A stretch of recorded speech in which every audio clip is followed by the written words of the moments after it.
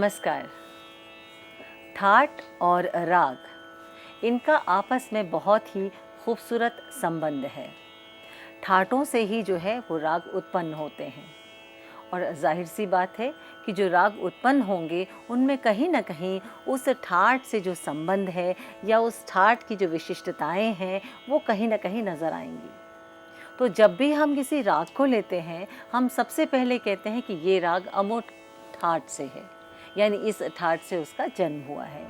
ऐसा भी है कि कुछ रागों के नाम पर ठाट है, तो ऐसे रागों को आश्रय राग कहा जाता है। तो ठाट और राग पद्धति के अंतर्गत हम आपको कुछ जानकारी देने का प्रयास इस श्रृंखला में कर रहे हैं। और जैसे कि इस श्रृंखला में हमने सबसे पहले लिया है ठाट बिलावल, यानी शुद्ध ठाट, यानी जिसमें सभी स्वर शुद्ध होते हैं। तो ठाट बिलावल के अंतर्गत हमने आपको शुद्ध बिलावल, अलहैया बिलावल जैसे रागों के विषय में आपको बताया। साथ ही राग बिहाग के विषय में भी आपको विस्तृत जानकारी देने का प्रयास किया। आज हम ले रहे हैं राग देशकार, जो कि बिलावल ठाट का एक बहुत ही खूबसूरत राग है। तो जब हम राग की बात करते हैं, राग में सबसे पहले हम कहते हैं कि अमुक ठाट से ये राग उत्पन्न होता है। तो उसकी विशिष्टताएं तो कहीं ना कहीं झांकते हैं, कहीं ना कहीं देखते हैं कि कहीं ना कहीं वो विशेषताएं अपने अलग तरीके से वो चमक कर कहती हैं कि हम इस ठाट के अंतर्गत हैं। तो देशकार राग जो है वो बिलावल ठाट के अंतर्गत है। स्वर सभी शुद्ध हैं, मात्र शुद्ध स्वरों से हम ठाट बिलावल के अंतर्गत उसको कह देना तो एक साधारण सी बात है, परंतु देशकार के ही स्वरों को लेके अन्य भी राग हैं। एक ही जैसे स्वर हैं लेकिन राग अलग अलग हैं, तो यहाँ पर चलन से रागों को अलग किया जा सकता है। तो अब यहाँ पर बिलावल ठाट के अंतर्गत इसको क्यों लिया गया है ये हम आगे आपको बताएंगे। बहरहाल अभी हम कुछ साधारण जानकारी जो विद्यार्थियों के लिए अनिवार्य है वो आपको बताते हैं कि इस राग यानी राग देशकार जो है उसको बिलावल ठाट के अंतर्गत माना गया है। और इसकी जो जाति है वो औडव है। जाति का मतलब होता है कि राग में जो स्वर प्रयोग हो रहे हैं उनकी संख्या कितनी है। तो राग का ये नियम है कि राग कम से कम 5 और अधिक से अधिक 7 स्वरों से युक्त होना चाहिए, तभी वो राग है। तो जो 5 स्वरों से बना हुआ राग है उसको हम कहते हैं औडव जाति का राग। जो 6 स्वरों से बना हम उसको कहते हैं षाडव जाति का राग, और जो 7 से बना है हम उसको कहते हैं संपूर्ण जाति का राग। तो ये जो राग है इसमें षड्ज से लेकर धैवत तक जो है स्वरों का प्रयोग होता है, यानी सा रे ग प ध। तो कौन सा स्वर नहीं है?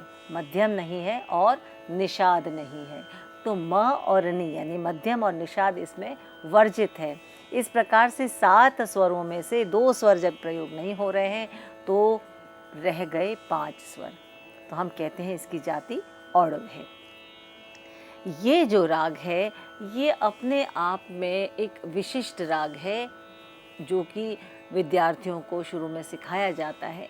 एक राग है जो इसके बहुत करीब है, उसको हम कहते हैं राग भोपाली, और एक और राग है जो इसके बहुत करीब है वो है औडव शुद्ध कल्याण। तो इन रागों से बचाते हुए इस राग को गाया जाना चाहिए या बजाया जाना चाहिए। तो स्वाभाविक है कि उन रागों की भी जानकारी हमें होनी चाहिए जो हम आगे आपको धीरे धीरे उसको बताएंगे। सबसे पहले हम इस राग के आरोह और अवरोह की बात करते हैं। तो जैसे मैंने कहा कि इस राग में 5 ही स्वर प्रयोग होते हैं, षडज, ऋषभ, गांधार, पंचम, धैवत। तो ये 5 स्वर से ये राग बना है। कैसे इसके आरोह अवरोह है?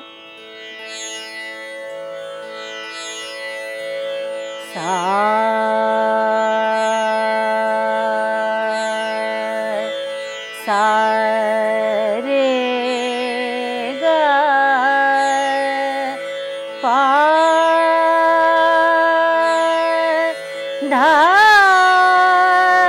दा सा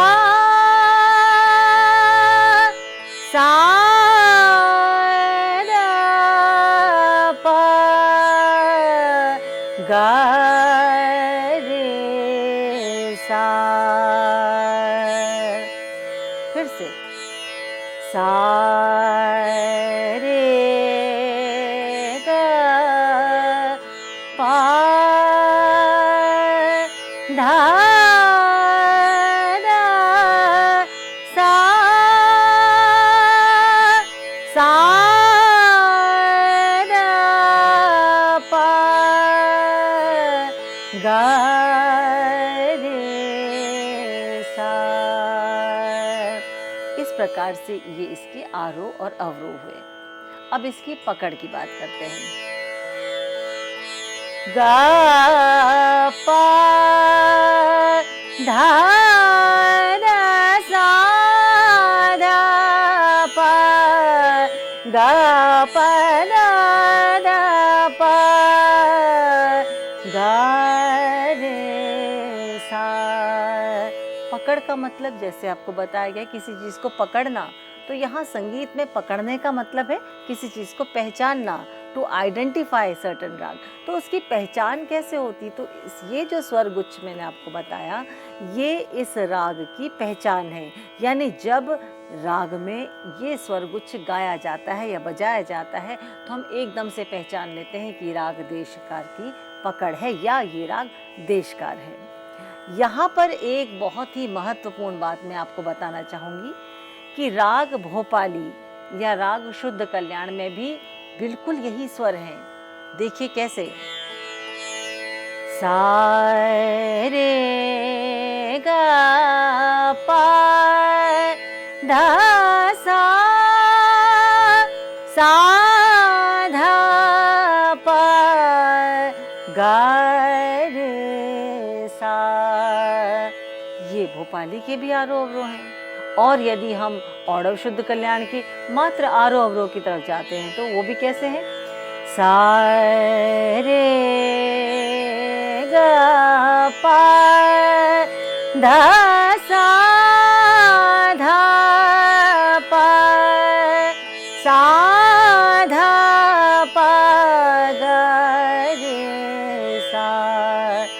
तो यहाँ पर विद्यार्थी भ्रमित हो सकता है कि ये जो स्वर गुच्छ हैं, यानी ये औडव 5 जो स्वरों का समूह है, ये भोपाली में भी है, ये देशकार में भी है और ये शुद्ध कल्याण में भी है। मैं औडव शुद्ध कल्याण की बात कर रही हूँ। तो अंतर क्या है? जैसे हम कहते हैं कि आइडेंटिकल ट्विन्स होते हैं, या हम ट्रिपलेट्स की बात करें कि बिल्कुल एक जैसे शक्ल सूरत, एक ही जैसा सारा रंग रूप जो है, 3 लोग जो हैं एक ही जैसे हैं।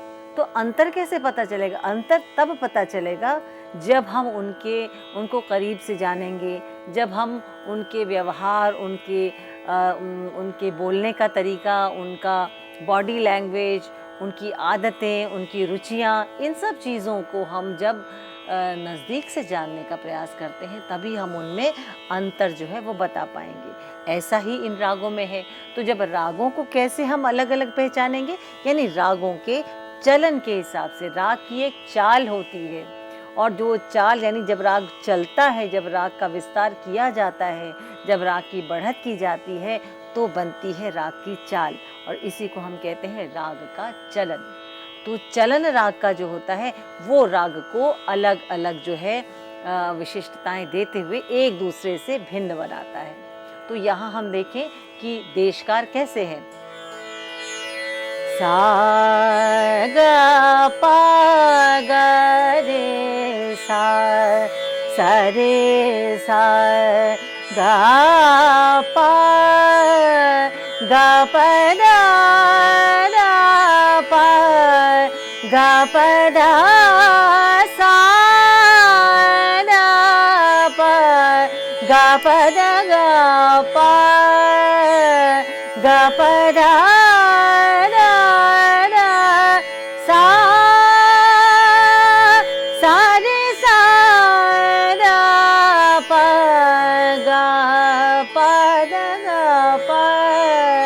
गा पा दा गा पा गा रे सा।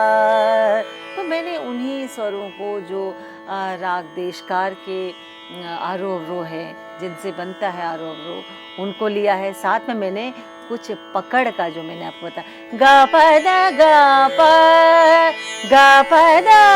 दा सा दा पा, ये पकड़ का जो एक जो स्वर हैं जिससे राग पहचान में आता है, उसका प्रयोग यहाँ पर ज़्यादा किया है। तो ये राग देशकार का चलन हुआ। इसके यदि हम तुलना में राग भोपाली को देखें तो कैसा है, आइए जानते हैं। धा रा सा सा रे सा दा पा गा प दा सा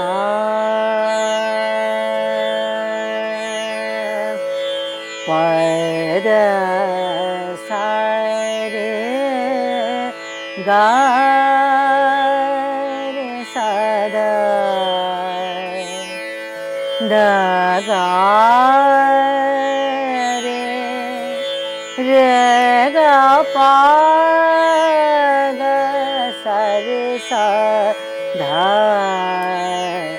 प धा सा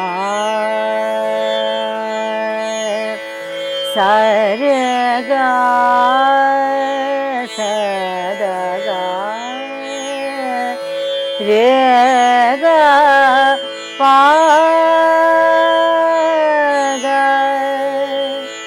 गा रे गा पा गा पा दा पा गा रे गा सा रे सा गा रे गा पा गा गा रे सा। देखिए कितना आराम आराम से ये विस्तार हुआ है जो राग भोपाली को बिल्कुल स्पष्ट करता आपके सामने। तो आप देशकार का विस्तार, देशकार की जो मैंने थोड़ा चलन बताने का प्रयास किया, और भोपाली का, दोनों का डिफरेंस आप इसमें जान सकते हैं। देखिए देशकार जो है वो मध्य और तार सप्तक में ज़्यादा आता है, भोपाली मंद्र मध्य तार में भी गाया जाता है, लेकिन इतना खूबसूरत खिलता है मंद्र मध्य में कि उसको बहुत घंटों उसका जो है हम राग विस्तार कर सकते हैं। अब हम करें कि औड़व शुद्ध कल्याण की बात करते हैं। औड़व शुद्ध कल्याण में किस प्रकार का स्वर विस्तार होता है, उसका चलन क्या है, आइए देखते हैं। धा सा द रे द पा द प सा द रे सा रे रे गा रे सा दा रे गा रे सा दा पा दा प सा दा रे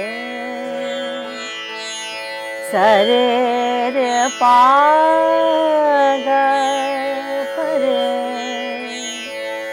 धा रे रे गा रे सा दा प दा प सा रे गा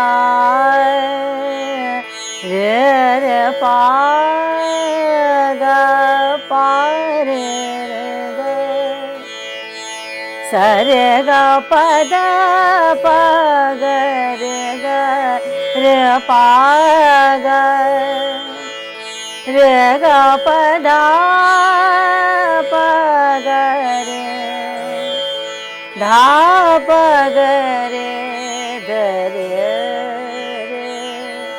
रे पा गा प रे गा प दा प सा।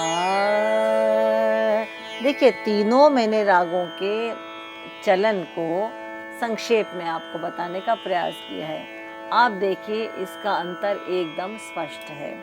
क्यों मैं आपको ये आरंभ में बता रही हूँ, क्योंकि जब हम किसी राग को सीखते हैं और हम उसका अभ्यास करते हैं, उसका रियाज करते हैं, तो यदि हमें ये नहीं पता हो कि इसके आसपास के सम प्राकृतिक राग जो हैं वो कौन कौन से हैं, या समान स्वरों वाले राग कौन कौन से हैं, और उन रागों से इस राग को कैसे बचाकर चला जाए, तो बचाकर चलने में राग के चलन का बहुत बड़ा महत्वपूर्ण जो है योगदान होता है।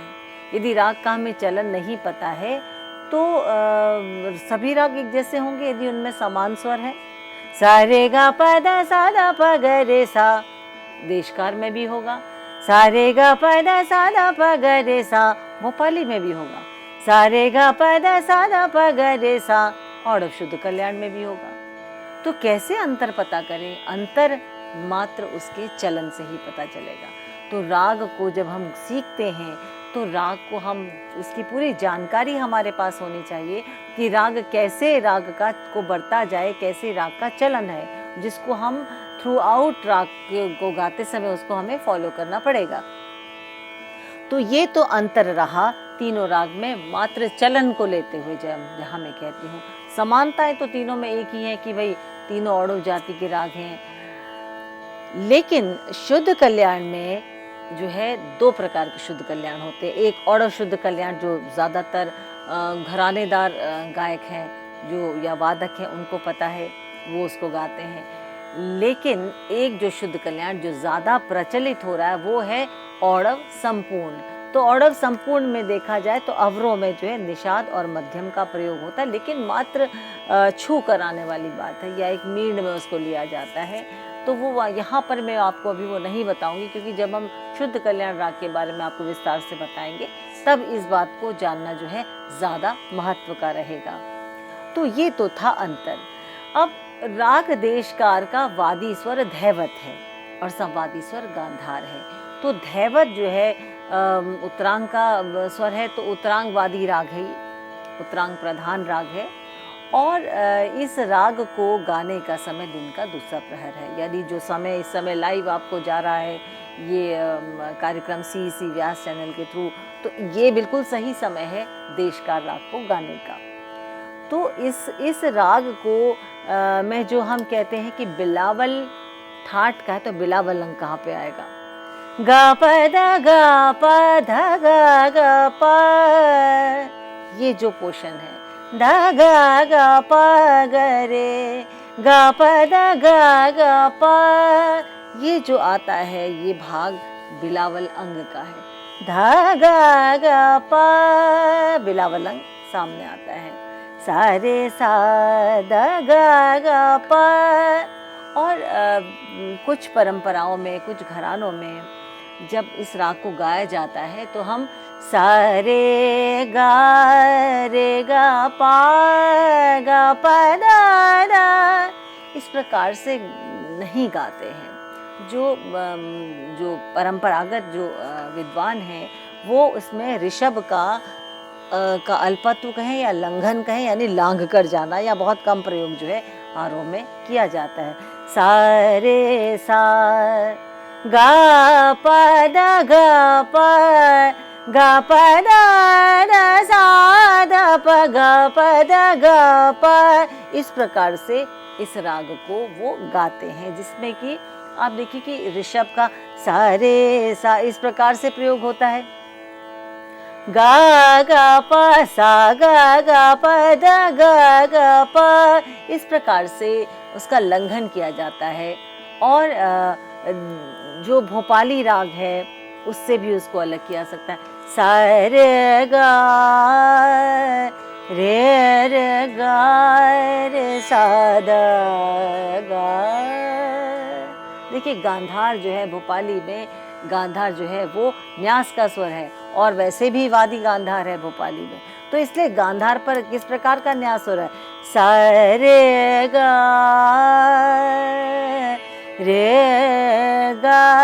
रे सा द गा, पूर्वांगवादी राग है तो गांधार पर न्यास है, और ऋषभ को आरोह में वर्जित नहीं किया जाता है, उसका लंघन नहीं किया जाता। तो ये अपने आप में इतनी खूबसूरत सी एक विशिष्टता है जो राग को अलग कर सकती है। और शुद्ध कल्याण में भी सा रे गा प रे, ऋषभ कितना इम्पोर्टेंट है। पर देशकार में ऋषभ का प्रयोग है, लेकिन आरोह में सा रे सा गा प दा दा प, सा ग प धा प ग प द धा प ग रे सा द द सा। इस प्रकार से जो है आरोह अवरोह को लिया जाता है और जो स्वर न्यास के हैं उनमें उनका महत्व थ्रू आउट रहता है। जैसे कि यहाँ पर धैवत और गांधार है, पंचम है, तो इसका हमें ध्यान विशिष्ट रूप से रखना पड़ेगा। यदि हम न्यास को ऋषभ पर ले ले तो राग बदल जाएगा। सा रे सा द रे सा गा प ग रे द रे, तो बन जाएगा शुद्ध कल्याण। तो ये बहुत छोटी छोटी चीज़ें हैं। और क्योंकि संगीत एक प्रैक्टिकल सब्जेक्ट है, संगीत ऐसा नहीं है कि हम संगीत को मात्र पुस्तकों में पढ़कर जो है राग को सीख लेंगे, ये संभव ही नहीं है। हमें राग समझ में आना चाहिए, हमने उसके बारे में पूरी जानकारी इकट्ठी की है, लेकिन जब तक हम उसका अभ्यास नहीं करेंगे और ये अभ्यास बार बार नहीं करेंगे, स्वर जो है वो आपको उस राग का संसार बनाकर नहीं देंगे। स्वर जो है वो जीवंत हैं, तो स्वर जो है वो बोलते हैं कि मैं इस राग के रूप में सामने आया हूँ। तो ये तभी तक संभव है जबकि हम उसको निरंतर उसको करते रहेंगे। तो राग देशकार की एक विशिष्ट जो है बातें मैंने आपको बताई। और इस राग के संप्रकृतिक राग जैसे आपको पता ही है, भोपाली है, औडव, शुद्ध कल्याण इसका संप्रकृतिक राग है। राग देशकार में आप भी महसूस कर रहे होंगे, सा गा प धा धा प गा प धा धा प गा प ध सा धा धा प। तो धैवत कैसा है? अलग है ना धैवत, इसमें अलग क्या है? गा प धा धा धा प। तो धैवत में कर्ण लग रहा है। किसका कर्ण लग रहा है? ग प सा धा, क्योंकि निषाद तो है ही नहीं। धैवत से अगला जो है वो कौन सा स्वर है? वो है षड्ज, यानी तार सप्तक का षड्ज। ग प धा धा सा धा प ग प ग धा धा प ध ग प धा धा ग प सा धा प। अब हम गा तो रहे हैं साधा, यानी धैवत में षड्ज का, तार सप्तक के षड्ज का कर्ण तो लग रहा है, लेकिन उस पर बहुत ज्यादा इस प्रकार से नहीं करना। ग प ध ध सा धा प।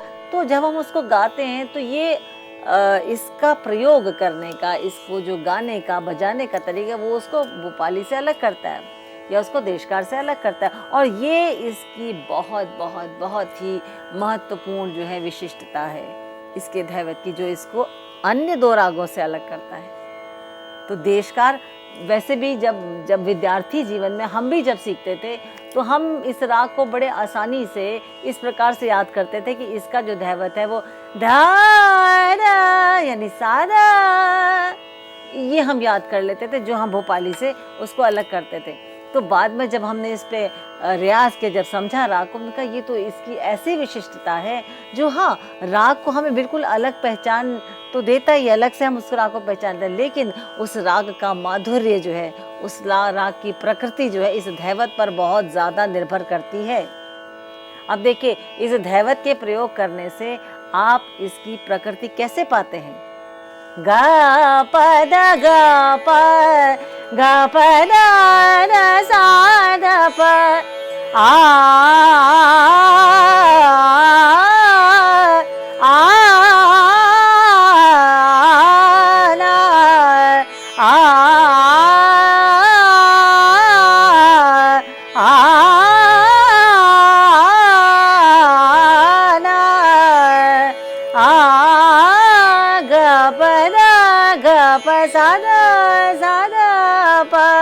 तो आप देख रहे गंभीर तो नहीं है, तो गंभीर है तो ये चंचल प्रकृति जो है वो सामने आती है।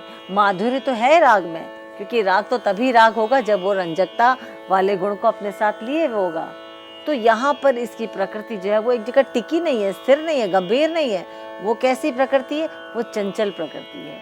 तो इस चंचलता को स्वर जो है वो सामने प्रकट करते हैं। तो यही 7 स्वर हैं और 5 विकृत स्वर, यानी 12 स्वर। इन्हीं में सारे जो जितना भी हमारे पूरे देश विदेश का, कहीं का, ग्रामीण इलाके का, या हम के वेस्टर्न रॉक है, कोई भी शास्त्रीय संगीत है, ये ही 12 स्वरों में निहित है। और कहें तो ये 7 स्वरों में निहित है, जिनमें 5 विकृत स्वर जो उन्हीं स्वरों के विकृत रूप हैं, उनमें ही बनता है। और देखिए उनमें से कितनी सुंदर सुंदर राग सामने आए। तो इसी चर्चा को हम अपने अगले भाग में भी आपको और विस्तार से उदाहरण के साथ देने का प्रयास करेंगे। नमस्कार।